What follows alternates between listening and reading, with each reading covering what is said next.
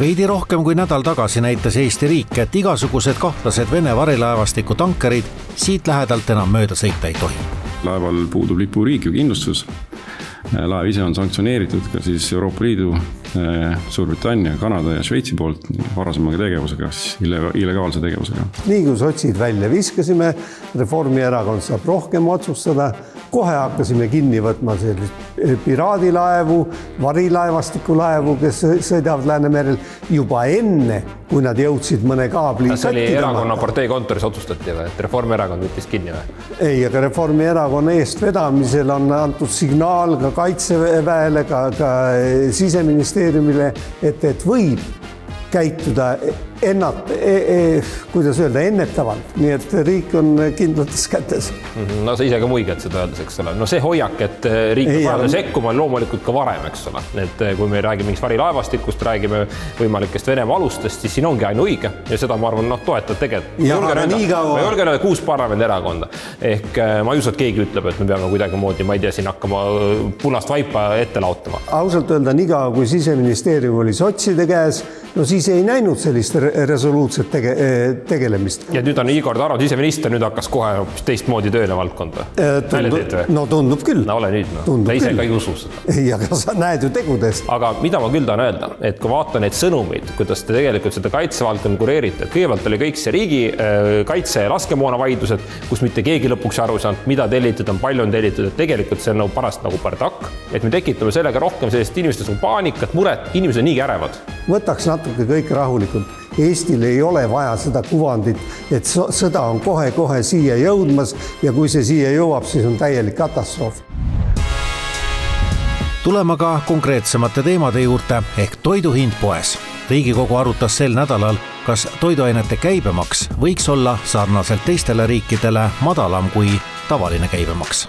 Ega rumalaid otsuseid tehakse igal pool ja valijad tahavad hääli igal pool. No nii, sel nädalal siis Reformierakond taas näitas, et madalapalgaliste keskmise sissetuleku inimeste mured ei ole teie mured. Meil Eestis kehtib selline arusaam, et maksupoliitikas on 2 seisukohta. Reformierakonna seisukoht ja vale seisukoht. Teil ei ole ju tegelikult toiduainetest enam üldse lugu ja asja. Teil peaks kõht täis olema sellist ärasöödud lubadustest ja oma varasemate seisukohtade nahka pistmisest. Sest seesama toiduainete käibemaks.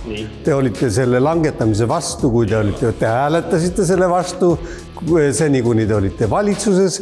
Nüüd, kus te enam valitsuses ei ole, siis teil järsku tulevad sellised huvitavad ideed, et hakkaks koos EKRE ja ma ei tea Keskerakonnaga tegema mingeid jaburdusi. Riigikogus hääletab koalitsioon teatavasti koos. Raske südamega hääletasime koos teie Reformierakonnaga, aga nüüd oleme selles mõttes sellest vabad, saame rääkida nii, nagu me tegelikult mõtleme ja tegelikult ka koalitsioonis olles me ütlesimegi selle selgelt välja, et meie seisukoht see on, meil isegi volikogu avaldus selle kohta mine loe, kus me ütlesime välja, et tuleb langetada põhitoiduainetele käibemaks. Mille mõju inimestele on tõestatult väga väike, sellepärast et see käibemaksu langetamine, see vahe kaob ära kaupmeeste kätte. Seda on näidanud teiste riikide kogemused. Saa nüüd aru, ühest küljest oled suured ettevõtja sõbrad, aga nüüd kui räägitakse, et teeks mõned kaubagrupid odavaks, nagu ravimid on muideks, tahate seda ka tõstma hakata. Ravimid on täna madalama käibemaksuga, raamatud on, ajakirjandusväljaanded on. Ehk et nendes valdkondades te olete nõus erisusega vähemalt seni, aga toiduainete puhul teed, et seal võtab kaupmeesse raha kohe ära. Ma ei saa aru, mis ajast on Reformierakond nii ettevõtja vaenulik, et ei usu, et ka kaupmehe huvi on, et see toiduained ja hinnad oleksid soodsamad, rohkem kättesaadavad, seeläbi inimestele ka ostujõud kasvaks. No jah, ega ma olen raamatutega ka natuke seotud ja ega seal ausalt öelda see madalam käibemaks raamatu hindu kuidagi odavamaks teinud ei ole. Kas see on ametlik Reformierakonna seisukoht, et võtame kõik käibemaks erisus maha? No põhimõtteliselt mina leian küll, et mida vähem neid erisusi on, seda paremini turg toimub. Et siis ravimite hinnad lähevad kõrgemaks, raamatuhinnad lähevad kõrgemaks, majutusteenused lähevad kallimaks. Siis võib-olla ravimite hulgimüüjad teeniksid vähem. See oleks ka huvitav. Ravimitega on täpselt sama teema. Ravimitega on see, et see vältab ravimitega on täpselt sama teema, madalam käibemaks ja lisaks sellele siis peab riik toetama veel nende ravimite hindu. Ja kõik see kokku, ma ütlen, see tulemus on üks sigri-migri ja selle positiivsed tagajärjed tarbijateni. Kogu ülejäänud Euroopa Liit on valel teel, aga Eesti Reformierakonna juhtimisel ainsana teab, kuidas on õige. Jah, nii on. Suurepärane.